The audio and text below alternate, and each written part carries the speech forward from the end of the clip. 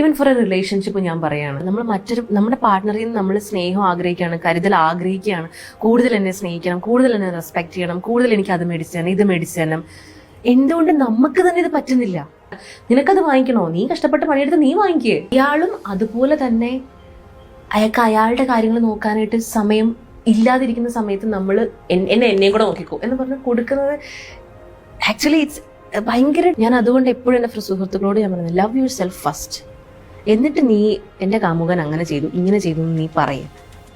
എന്നിട്ട് അവർക്ക് ഫുൾ നെഗറ്റിവിറ്റിയും ഇങ്ങനത്തെ കാര്യങ്ങളും കൊടുത്തെല്ലാം പോസിറ്റീവായിട്ട് വേണം. എന്നെ എല്ലാവരും ഇങ്ങനെ കാണണം അങ്ങനെ കാണണം എന്ന് വിചാരിച്ചിരുന്നു കഴിഞ്ഞാൽ ഒന്നും നടക്കാൻ പോകുന്നില്ല.